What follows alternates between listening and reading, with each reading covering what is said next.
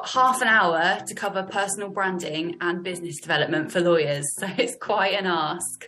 We've got a lot to get through. Maybe if we start with defining some key words for everybody before we start talking, so that we're clear on what those words mean.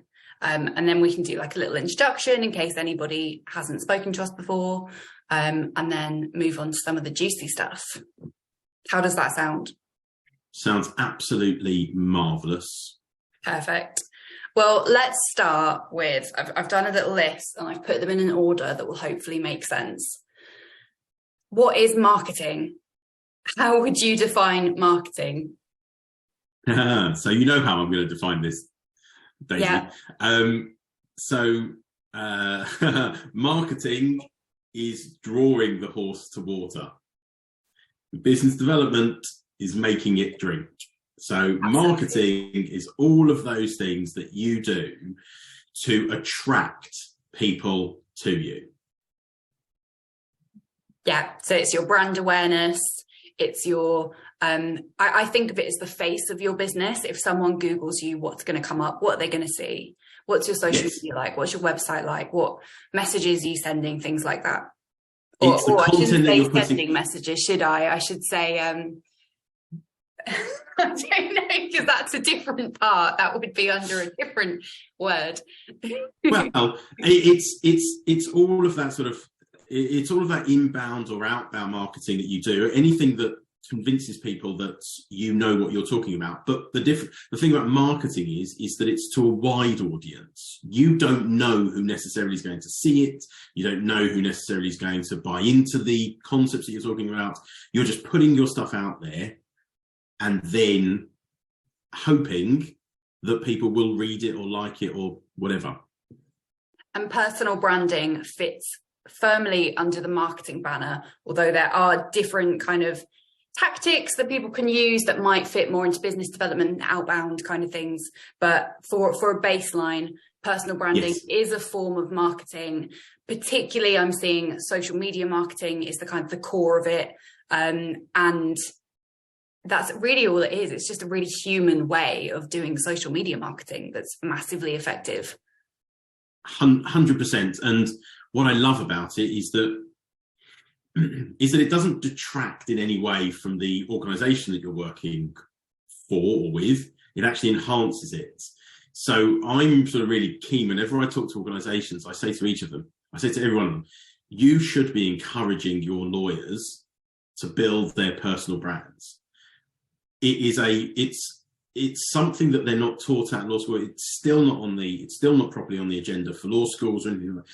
But they do, people enjoy doing it so much, and it's so different from the day-to-day legal technical work to do. These are the sorts of things that people want, that lawyers want to be learning more about, and it's a form of additional training for them that they really buy into. Massively. And if we think about it in terms of the numbers here as well, so one of the popular figures that go around from the leading study is 10 times the reach, 8 times the engagement from personal profiles and personal posts compared to company posts. So if you think about how effective it is to be a founder-led startup with a founder brand, just think about, as your team grows, how much more reach and how much more engagement you're going to get if all of your team members are also building their personal brand. It just magnifies your efforts so much. Yes. I mean, you can see it on LinkedIn with the firms that do it well. Like, you know who they are. I don't even need to say the names. They're doing it that well. And there's nothing stopping other firms from doing the same thing. It's just personal branding. Yes. And as you say, every time an individual puts out, increases their personal brand, there is that attachment to the organisation. So by extension, that organisation, and Zara has just asked a really interesting question: what happens if your organisation tries to suppress you in any way? That's a big question, Zara, and one that, as an individual, you have to decide whether or not that organisation is the right organisation for you. I know it's a big response to that question, but I firmly believe that lawyers, this is such an important part of of what we do. So important that, and I hear it, by the way, Zara, I have heard exactly the sort of things that you're talking about, and it does happen. You just simply have to ask yourself if you are working at the right place, if that's how they feel. That it can be difficult for law firms, and some of them will have particular social media policies and things like that with kind of expectations set out. That can actually be a good thing when it's done properly. But with things like telling you not to like a certain person's post, that's not, it doesn't sound like that's coming from a policy, or that doesn't. It sounds reasonable. That's a scarcity mindset. That's a fear that if you like, or that other lawyer is going to get the business that your firm wants. I think we have to get past, and I suppose we may or may not have time to talk about this in general terms. We have to get past this idea that there's so little workarounds. There is enough to go around if we are doing it well enough and we're pricing it well enough. There's more than enough to go around. I don't like this idea that we can't be liking other lawyers' posts. It's just ridiculous. Yeah. Let's finish off our definitions and then get round to a quick introduction, because we're already chatting away, which is so great. Business development. How would you define business development? So the marketing's bringing the horse to the water. Business development is making it drink. How? Okay. So business development is how you convert your leads into paying clients. Very, very simply, it's how you are then taking those people who've been attracted to reach out to you, or you have reached out to them directly, and it's how you take those opportunities and convert them into paying clients. And Scott, you are a business development coach for lawyers, turning lawyers into rainmakers. Do you want to give a little introduction to you and what you do and how you can help? Okay, so the way I describe it is that I'm a toolbox for turning lawyers into rainmakers. And the way that I do that is that I provide lawyers with the tips, techniques, and strategies to get out into the marketplace, give your clients the best advice, and win more and better work. So, I coach clients on subjects like mindset, leadership, culture, habits, how to, selling. I train lawyers in how to sell and cross-sell, to network confidently and kind of give presentations that other lawyers, frankly, are jealous of. And then I help law firms develop strategies for growth, because what's really important is that they build organically for the best foundation for their future. And so what I do is I help them build those strategies, and then they can take them out into that market. That's fantastic. The focus on organic growth there as well, I think, is important to note, because especially for startups. So I work with legal founders primarily, and I help them to create opportunities and drive law firm growth through purpose-powered personal branding, with a particular focus on LinkedIn, because that is by far the most effective platform for lawyers to be on right now. And that kind of organic growth shines through for me as well, because with startups, it can be boom and bust. You can grow very quickly. Can you keep up with that growth? We've had chats before about how a great idea isn't the key to a great business. It's also about the implementation. So how does business development kind of fit into this? Right. So this is a really good one, because in the past, I've spoken to people who have said, look, I'm posting loads on LinkedIn, but it's not actually converting into any work. And, when we talk it through, it's very often it's because there's no real strategy attached to what you're doing on a platform like LinkedIn. So perfect example really is that when I decided to come back onto LinkedIn 2 years ago, I just wanted a conversation about the need for lawyers to jump into the 21st century and become, much more aligned with business development, to become, frankly, salespeople. That's what we need to do, because the world is changing and we need to adapt the way that we're doing things. And I wanted that conversation, and I didn't really see it happening. I saw other conversations around the law happening, and it's brilliant that we're talking about things. But for the future of the profession, we need to get much better at selling legal services. And I wanted that conversation, and so I started having it. But I didn't I wasn't thinking at the time, hey, I'm going to win work from this. Prior to really LinkedIn, my sources of work were referrals, existing clients, and outbound, cold outbound. And hopefully we will come to that.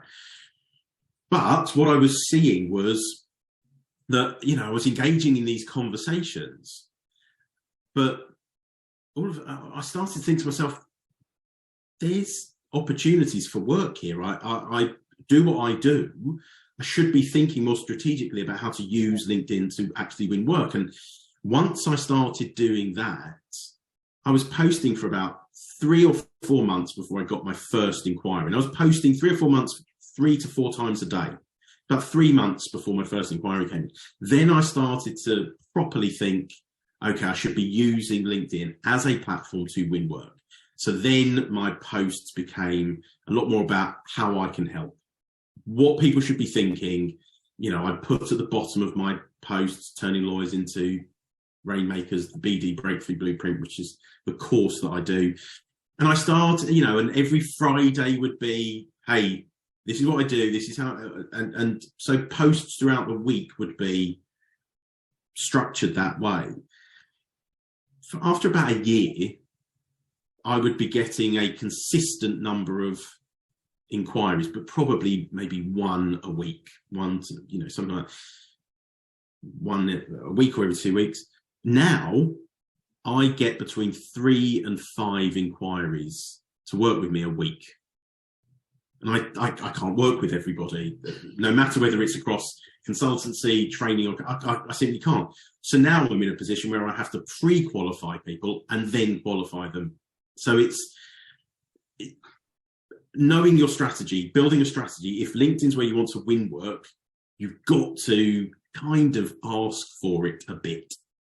That's interesting. So with the amount of inbound leads you're getting there, and you say you just don't have the capacity to work with people. So this is the position I'm in. I have too many inquiries and I don't have the capacity. I have my set regular clients. I'm not taking any more on. You can't book me till 2023 now. And I've evolved my one-on-one sessions. Thank you. To be kind of more streamlined and effective. And I haven't even released those dates yet because I'm trying to work out what my capacity is going to be. I don't have my uni timetable, for example. So when you're kind of swamped with work, why would you do outbound business development? Why should we? Great question, Daisy. Okay.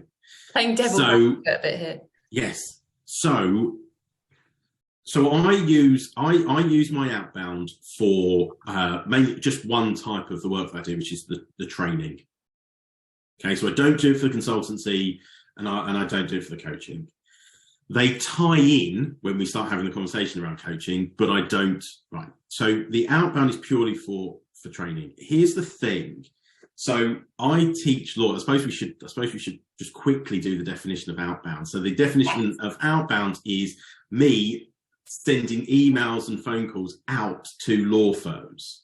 Okay. So cold calling and cold emails. Now I can hear the teeth chattering. Daisy, I know everyone's on silent, but I can hear their teeth just chattering. Oh my God, we're lawyers, we don't do that. And you know what? That works brilliantly for the few who do it. Absolutely. Because they're not in a sea of lawyers. Right.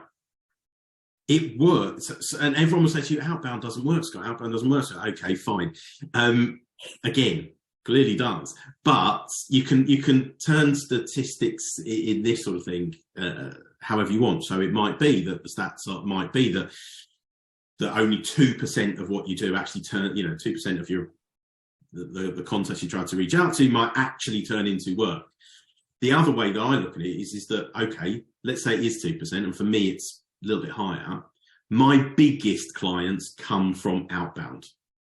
So the most valuable, the highest transactional fees that I bring in come via outbound. Now, if I look at the amount of time I spend on LinkedIn, for example, and you know how much time I spend on LinkedIn, if I was to put an ROI on the amount of time that I spend on LinkedIn, it would probably be just as tiny as the outbound. But hey, I'm I'm sat in my office, I'm sat on, I'm sat watching the football, I'm sat in bed. I don't have to go anywhere, and I can just tap away and have a conversation with people. It's not like I have to go anywhere. But the thing about outbound is that if you are thinking that only one form of selling will be what you need to build your business, then that's putting all of your eggs in one basket. Okay, the reality of it is that, and I hear this all the time, oh, Scott, I've been in this game for 20 years. I can rely on referrals. I hear that one quite a lot as well. Right. And I hear it and I see it and I go, okay, fine.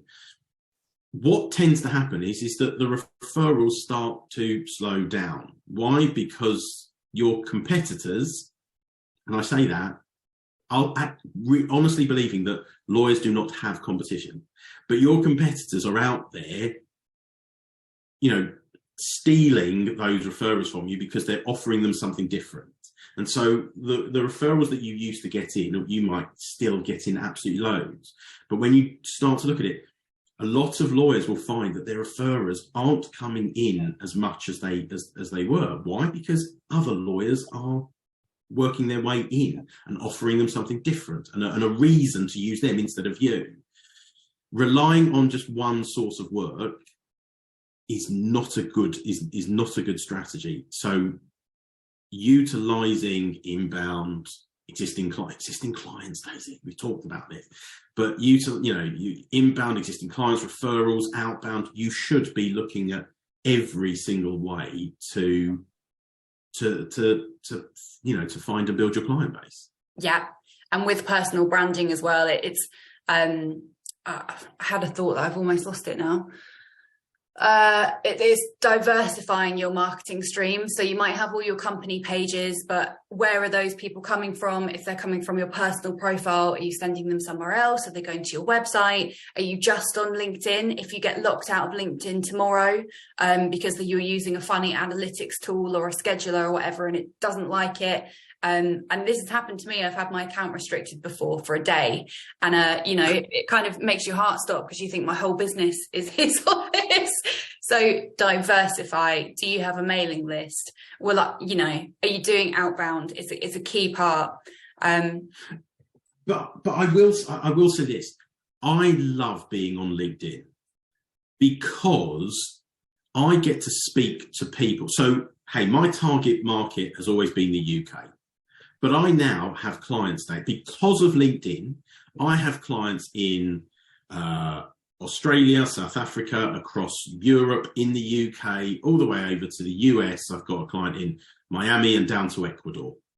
Ecuador, Daisy, what are the chances in the world that somewhere other than LinkedIn would allow me the opportunity to work with people across the world? And can I just say a quick shout out to Eleni Mass, who's on here, who's listening in from Australia. And when it comes to value-based pricing, Eleni's she's doing it at her business, Bromfield Family Law in Australia, and they are absolutely smashing it. And if you want to speak to somebody who knows their shit about value-based pricing, Eleni is the person to speak to. But the thing about personal branding is that it allows you to show yourself as an expert in what you are talking about. Yeah. It's not just me putting out an advert saying, hey, use me as a coach, as a business development coach. I get to talk about what I feel really passionate about. Hopefully, I impart some value to people most days. I accept that on weekends when I talk about Disney movies and sequels, although Zara loves it. And by the way, Zara, I've still got your list, and I am working through your list of films to turn into BD analogies. I have not forgotten that. Add Cruella, the 2021 version, to that list. I spotted that yesterday. Add Cruella to that list. It's fantastic. You love it. I will add it to the list. But although at the weekends, this is what I talk about, because I don't want it to just be about work. And I know people say, oh, LinkedIn isn't Facebook. We shouldn't be. Right. What I say to those people is that you don't just show up to an in-person networking event and just bang in there about business. you start by building rapport, you start by getting to know each other a little bit. And that's what I do on the weekends. I get to know people outside of work. But during the week, I try to pack my content with business-related insights that people can find helpful, and that shows people I know just a little bit about what I'm talking about and a little bit about what I do. And that, Daisy, is incredibly powerful, because people can sift through the crap a bit more, and they can find somebody who fits with their culture and ideas a bit better, and find that kind of that rapport type fit. And it is really, really important, because across the board, legal services do not get the attention that they need. You just have to look at things like conveyancing. How is it possible that conveyancers are so massively overworked and so undervalued, when for 98% of people it is the home that they buy will be the biggest investment they will ever invest in? And yet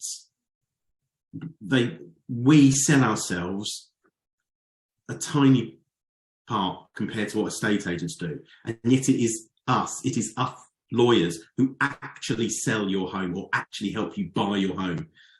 Estate agents find you a potential buyer. Lawyers are the people who make sure that property that you are buying is legally sound, so that you can live in it, hopefully in the future, not have a problem selling it. Let's bring it back here, Scott. There was a couple of things that you said in that I want to bring back, because we haven't got much long left. So first of all, you said that there's people who are posting on LinkedIn all the time and they aren't bringing in any business. I've seen this. I had someone a few weeks ago. She has about 12,000 followers, but she doesn't have any engagement. She doesn't get any inquiries. And it's that thing of, if you're just posting business insights all the time, or you're just posting personal posts all the time, there has to be a mixture.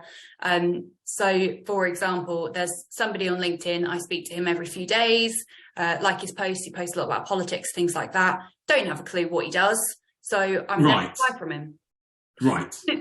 100%, Daisy. That's the problem.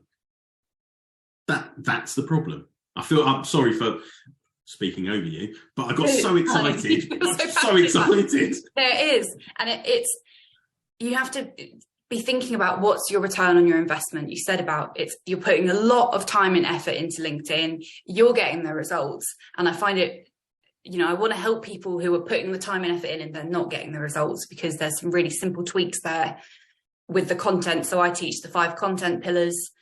You've got personal, promotional, trust building, inspirational, and engaging. So it's kind of covering all of the bases there, and the different types of posts will have different goals. So one of them is engaging. You want to start conversations to increase your reach. Another one's promotional. You need to let people know what you do. Trust building. You need to let people know that you're good at what you do. There's tactics, isn't there? It's covering those bases. Yes, and I think we also have to remember that, reactions and comments and views, they're ego. They might look good, but what you're solely interested in is, if your strategy is to bring in business through LinkedIn, the only thing that matters is are you engaging people in a conversation that has them starting a conversation about what it is that you do and how you can help them. If you're not doing that, then you are missing the opportunities. And certainly, if you are putting out posts that never mention what you do and have nothing to do with what you do, don't be surprised if you're not winning work. The other thing that you and I have spoken about in the past is actually some of the posts that seem to have the least amount of traction are actually sometimes where opportunities have come from for me and you, where the leads have come in. Definitely. So don't be fooled by things like views and things like that. It's are you building those conversations? Can you take something from the comment section of LinkedIn, start a conversation in the DMs, and then start and then set up a call? Let's talk about that for a moment and then I think we're going to have to finish up, see what the questions are in the chat. So you said there, you post on LinkedIn, you start conversations with a few people in the comments section, and then it moves into the DMs, sliding into the DMs. Like booking in a very professional, friendly way. But where does that kind of move across? How do you bring it across the next level? How do you get someone on a Zoom call? And this is where some of my favorite clients have come from, because I haven't just left it on LinkedIn. Do you want a Zoom coffee? Let's chat about, I've then emailed them. It's taking it off of LinkedIn to the next stage. There's no magic to that. There's no magic to this. People think, oh God, how do I do it? Well, you just simply ask. I tend to do it. You'll sometimes see it on my on the comments. You might engage in a conversation, and I'll just go, I'd love to chat to you more about this. Would you be interested in a Zoom call? And then I'll send you a DM. I'm constantly looking at people and working out whether I think there might be an opportunity to work together in some way. I'm always thinking about that. So I'm then looking and thinking, okay, well, is there an opportunity for a conversation? Even if I'm not sure, or even if I don't think, but I think they're going to be an interesting contact to have. We're building a community here, please remember. It's not just about trying to get as much work out of it. It's about building a community. And I want to have interesting conversations with people. And if there are those interesting conversations, I want to have them. So I will simply just ask, hey, I'd love to chat with you more. I'll send you a DM and we'll go from there. It's just having the confidence to ask. Yeah. So final question for you, Scott, before we look to see, and if anyone's got any questions, pop them in the chat box and we'll get to them in a minute.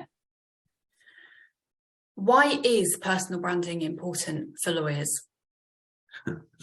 Right. So the stats will tell you 10% of users, 10% of LinkedIn users actually react to posts and comment on posts, and only 1% put out actual original content. Okay, so let's just assume that you can transfer that number to the legal industry, and I would reckon it's even smaller than that.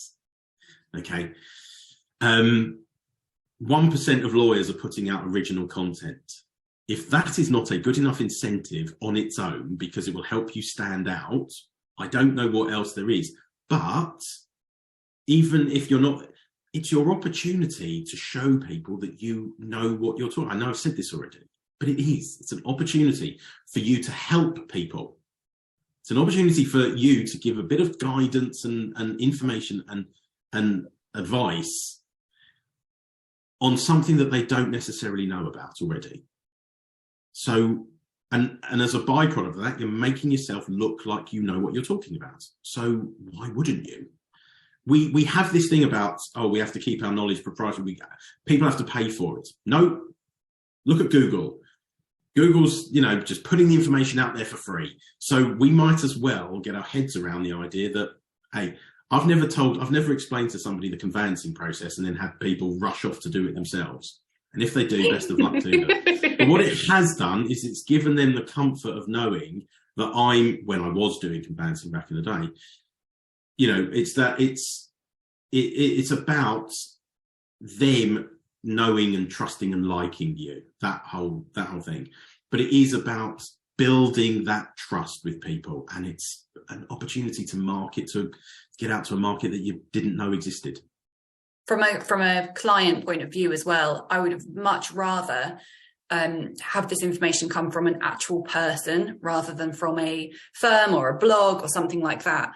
Yes. They have their places, but if I can have, I know so many lawyers in different areas, but if I had a problem, I know who I'm going to go through for that problem in advance, because they've already been doing the groundwork over the last 2-3 years that I've been on LinkedIn. Yes. I know they know what they're talking about. They have loads of testimonials. So I've already made that decision.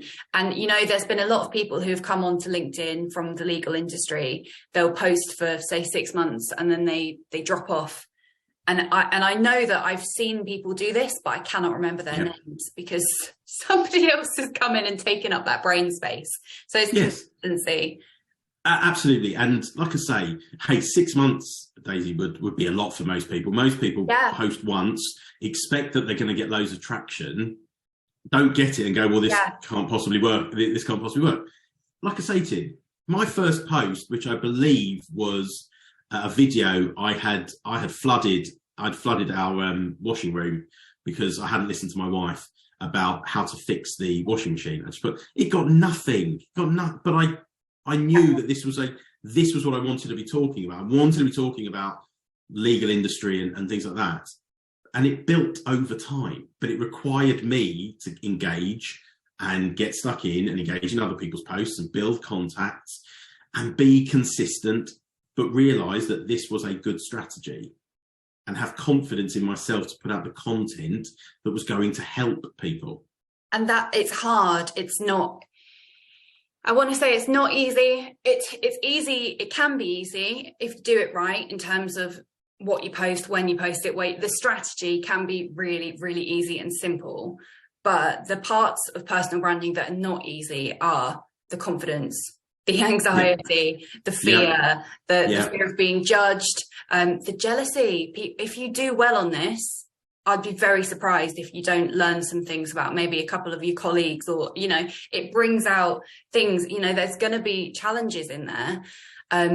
And I think that's why most people don't stick with it either. And it's much easier to blame the platform and say, the algorithm's rigged against me. No, it's you're just not using it properly.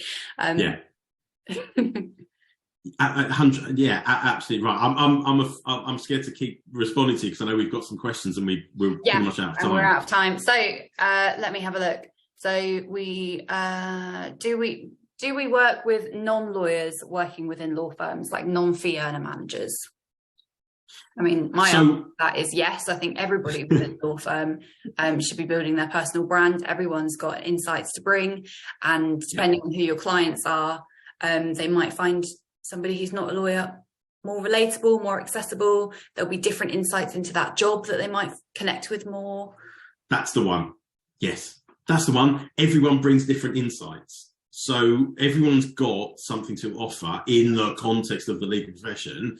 And that's really important. Yeah, I work with, hate calling them fee earners and non-fee earners. I really, really do. But I work with.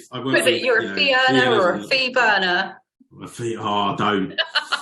So yes, I work with people outside of the legal profession. Although, and this is the other thing, Daisy, is that people say to me, Scott, why have you niched down? Why do you niche down? Aren't you worried about not having enough of a target audience if I niche down? Because I teach lawyers how to niche down.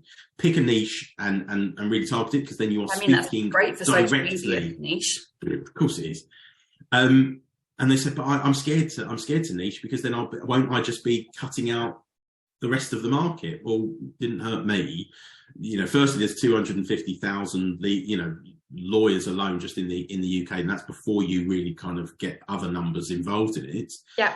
But I mean, I just market legal founders, and I have founders from other industries approach me, and I've worked with some of them too. So because they ask the same question as Kush has just asked, which is, hey, this really resonates with me. Do you work with people in this industry as well? Yes, I do. Come on in for a chat. For a law firm as well. I mean, say for example, you're wanting to work with more marketing agencies. Get your marketing team building their personal brands, and they're going to be able to engage with the marketing agencies in a different way than you would, and things like that. So there's different synergies. Yes. Yeah. Zara said, I think there's a disparity between lawyers selling themselves and firms that have specific marketing teams to sell legal services, as I find there's a lack of understanding as to what could be required to meet clients' needs. I mean, yeah, that's another thing with personal branding. You've got the people on the ground actually speaking directly to potential clients. Yes. And I don't think it has to be a one or the other approach. Your sort of central marketing teams will be looking at the bigger picture for the business as a whole. And you might be focused in on just one area. And I don't think it has to be an either or approach. There's room for all of these, but there's certainly room for you to build your own personal brand whilst the business does the sort of wider reach. Definitely. Scott, do you use your LinkedIn contacts for the outbound comms, so cold calling, emails to your connections, marketing yourself?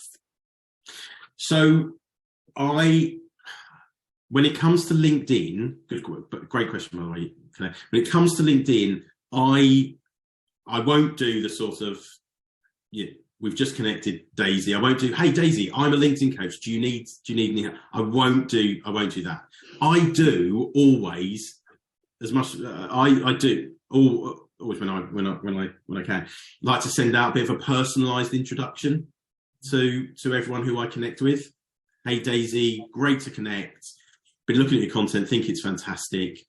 I'm just on here posting about how we need to do things differently and loving films and music. If there's anything I can do, if you ever fancy a chat, let me know.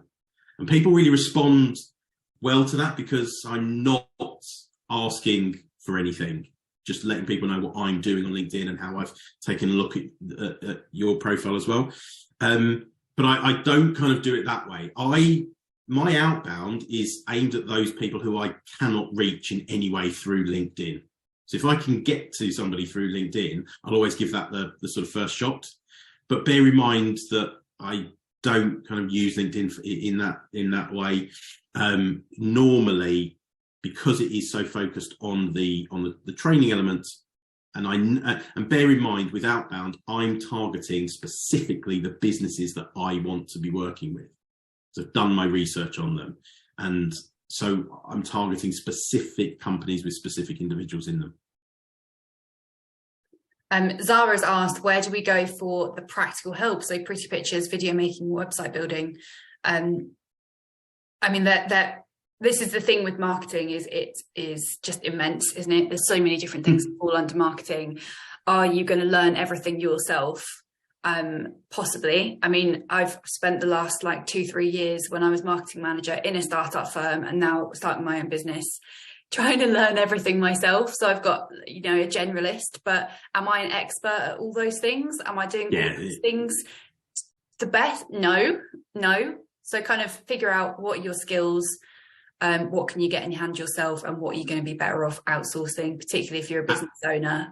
Invest in your business, and don't try and juggle everything, because you'll start dropping the plates. Yes. What would you say, Scott? Hey, completely agree. It is about finding the right people that fit for you. And that could be one organisation, it could be a series of them. But very often there's a certain amount that you can do, and then you're better off outsourcing it to the people who do it regularly, do it well, so that you're not, that time that it takes you to do it versus paying somebody else to do it, so that you can hone in on the things that you do well. That's how you run an effective business. Sarah Wee mentioned the other week that the opportunity cost. So with personal branding, for example, you could spend 3 years, like I have, learning personal branding, and then doing it yourself. But why would you do that? Why would you waste all of that time and all of that effort when you could be investing that time into things that are going to get you a better ROI? And ask people for help, be an entrepreneur about this. Yes. Bring in advisors, and it's okay. It's okay to ask for help. You'll do a lot better if you do. Yes, absolutely right. Richard has asked, how do you see engagement with your content, which is technical, as opposed to more informal posts? For example, I post about something like IHT and engagement is poor. I put a post on about a new sign in the office and engagement explodes. Right. Okay. That's a good question. Good question. Good question. Right. So, firstly, what is IHT? Inheritance tax. So, right. It's not necessarily what the post is about. It's usually the way it's done.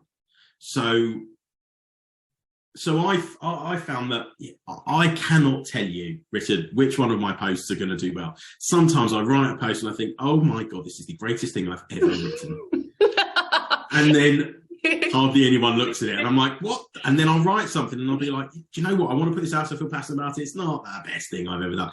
And then it will go back. And then there are times when I put something out and I think, this really, again, you don't necessarily know, because again, your number of connections, your number of followers, they doesn't really tell you the whole picture about who's really engaged. I know the sorts of people who will always engage with my posts. I know Daisy will, react to and usually comment on my posts every single day. God bless you for that, Daisy, because, sometimes it's... You're always at the top of my feed, Scott. What can I say? Well, I'm just bombarding your feed. Every time I open my app. Yeah, I've put something else out there. But, right, Richard, you've got to do it in your style. It's not just about putting information out there, it's doing it in your voice. And once people see that voice, they'll connect with it because it sounds more human. I can't think, frankly, of much that is more boring in life than anything to do with law. There isn't that much. But you have an opportunity to make it sound human and actually make it sound interesting and fun. We're used to putting it out there in a really technical way that people don't get. Remember, your target audience are your clients, your customers. They don't want to hear about it in a technical way. They want to know, how is it that this information is going to help me? And the way you do that is by aiming it at your customer base. Don't aim it at other lawyers. You don't have to sound lawyery. In fact, you don't want to sound lawyery. You want to do it like you are talking to a friend, like you are talking to somebody in a way that's going to help them understand it. So that's what you should be thinking about. But yes, sometimes, hey, look, my Disney post at the weekend got, I don't know how many responses and things like that. But, my other posts as well do well, and other times they just do poorly, and I'll move on to the next day. So on my LinkedIn profile, my featured post in the first position is exactly about this. It's and I don't know if this is what you're doing, Richard, so this isn't really just for you. I haven't seen your content, but for lawyers in general, I see a lot of lawyers posting about the law. There's been a change in the law. This is the change of the law. This is the act. This is what's happening.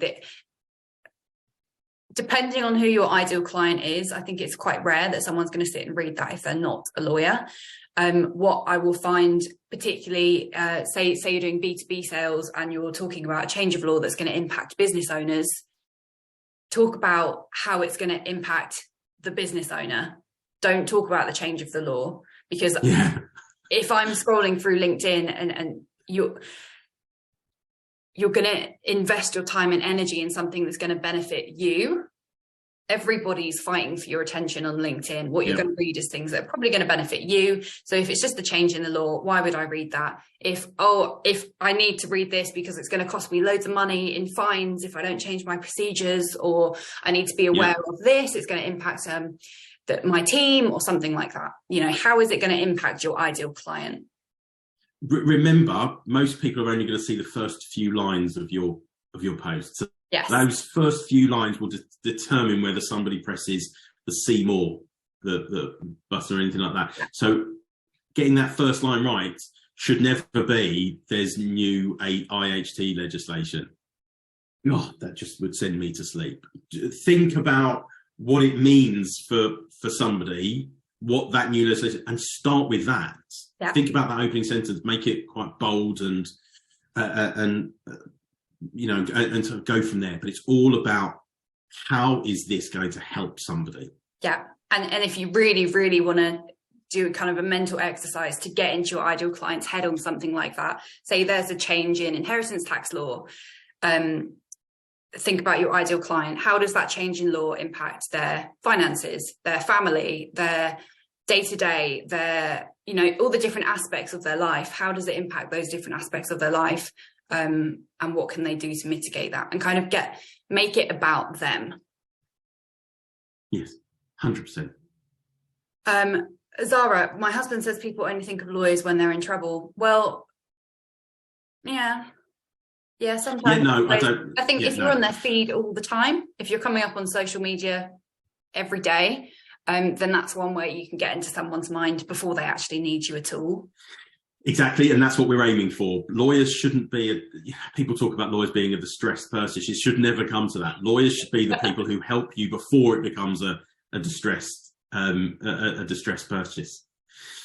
Daisy, I feel like we've gone well over. We definitely have. I think that's it. I think that's all the questions.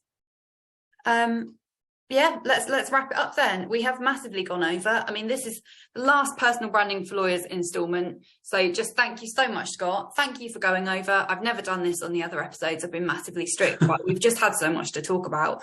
I think it's, we've just had so much back and forth. It's been really It's been brilliant. And the one thing I would say is that I hope you do more of these, because they have been brilliant. They've been really useful. And, people want to hear these sorts of things. So I know you've got a busy period coming up, but I do very much hope that they come back in the near future.